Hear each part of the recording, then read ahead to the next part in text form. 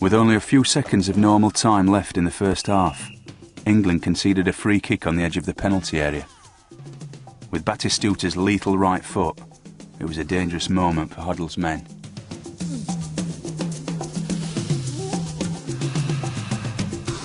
Argentina went into a huddle to discuss the free kick, and you know, it was quite a long gap between getting it, setting it up. It was longer than normal, and you could see that I thought, well, what are they going to do? Because they're not going to kick this into the wall. What are they going to do? La pelota la iba a patear Batistuta. Después hablando y bueno. Batistuta was going to take the kick, but after talking to the bench, we changed our minds. El banco de suplentes y bueno, cambiamos idea ahí. The plan the Argentines had been secretly practicing for weeks was that Javier Zanetti would hide behind the wall during the set-up. Then, as Batistuta made a dummy run, Zanetti would peel off to the right, take the ball from Veron's pass and strike. That was the theory. Now, they had to execute that plan in front of a billion staring eyes. Looks like Batistuta, but in fact it is Veron. It's cleverly worked, it's Zanetti! And it's 2-2!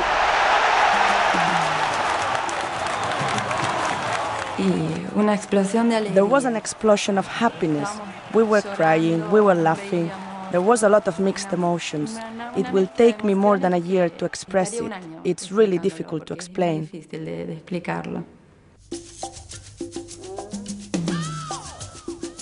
was a superb piece of football. They absolutely deserved the goal. And, you know, while our hearts sunk, we also applauded it because we could see it for its merit. It was a bitter, bitter pill to swallow, and one that really hurt us badly. And walking back down the tunnel when the ref blew his whistle, my first impressions, I was furious. I was furious, but I didn't want to go in there with a real negative. The Argentine fans continued their carnival throughout half-time. I was all the time thinking about, we're going to win. We're going to beat them. It should be difficult, but it should be possible. Having lost their one-goal advantage, the English fans knew their team had to do it all again. Come on, England! Well, we were saying that, look, we gave ourselves a mountain to climb, we climbed the mountain, we got in front, and we were the better side, and we were very, very disappointed to have lost that goal just before half-time. But, on the other hand, we've played like that in the first half, why can't we go on like that in the second half and put in a similar kind of performance? We still thought the way England were playing with Michael Owen and Shearer, we could go on and win the game quite easily. And then it must have been, it only seemed like seconds after the kick-off, the Beckham incident came along. Becks went to chest it, and I mean, it was a dreadful tackle. I mean, it looked like he'd been studded, you know, in the back. While Beckham's lying there face down, he ruffles his hair, and that was what really, really annoyed Beckham. And almost as an afterthought, really, Beckham kicks out. Simeone says, "Thank you very much." Then there was a few players around the referee. I think Batistuta again, the old, you know, he should be booked, sent off, trying to provoke trouble. The yellow card then came out for Simeone, correctly. When it happened, the emotion and the feeling was, you know, what have you done that for, David? But it was a yellow card. Even he hasn't hit him, it was violent conduct, because the law says attempt to kick on the player or kicking the player is the same. Both situations is a red cards. Gestos que quizás los árbitros. These are actions that referees think are intentional, the intention of doing harm. In reality, Beckham didn't do anything. No hizo nada. Wait a minute, he's taking another card out for Beckham. It's a red card for David Beckham. Oh no! Estaba muy contenta. Porque I was very happy because he plays really well. So it's like getting rid of an important player in the English team. So I was very, very happy. Y estaba muy, muy, muy contenta. We were disappointed that he did that, but you know, I'm no angel myself, so I can't comment on what somebody does in the heat of a moment, because I've done silly things like that, and Dave knew it were a bit silly. But you know, at the time he did it, I thought it's got to be a red card, and so it proved to be.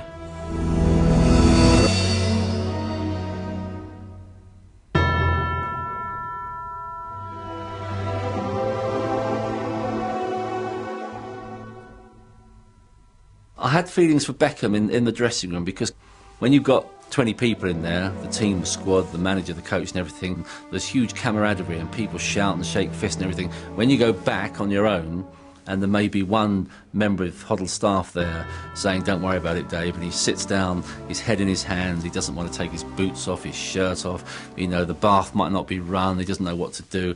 He would have felt embarrassed for him, for Hoddle, the other players, and the country in general.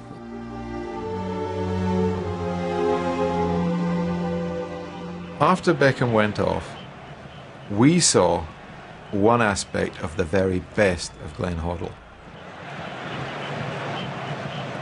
In a moment of real crisis for him, as the director of this England team, he was superb.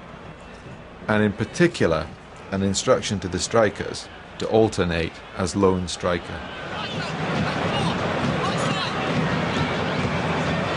Me and Michael kept swapping. One would go up front and the other one would go on the right-hand side. Straight away I was moved into a more central role. We knew then that we were going to have to dig in and, you know, just battle and scrap for everything.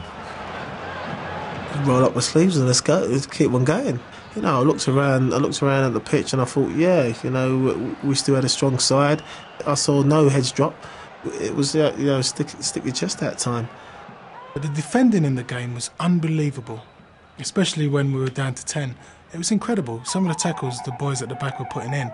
I mean, a lot of the people in the crowd actually respected that, you know, the way we were resilient throughout the game.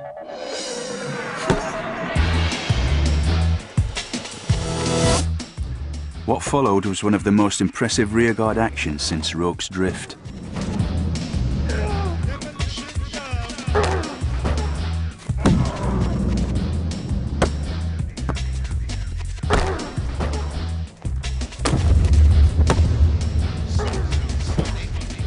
I thought that was absolutely compelling part of the drama, because Argentina basically had possession, they had the initiative, and they had to use their extra man to outmaneuver England and pass through them. But what happened was that they just kept passing in front of England. Gallardo, Veron, back with Gallardo, around Adams, and blocked by Campbell. Here we say they have balls. I don't know if I'm allowed to say that, but the truth is they've got such a strong fighting spirit. The way they kept at it, our defence was magnificent. Shearer played deep, and I think Owen kept coming back as well and helping out. Everyone just sort of mucked in. And it was Alan Shearer who kicked away from underneath his own crossbar. The longer it went on, the more confident all the fans were getting. The Argentinians, I think they couldn't believe. They probably thought themselves, like, down to 10 men, it's only a matter of time. But it just went on and on and on. And I think they were losing heart a bit. They couldn't believe how well certainly the English defence and the midfield were playing. You could see their shoulders drop and their heads drop. And you could see them saying, you know, we aren't going to get through here.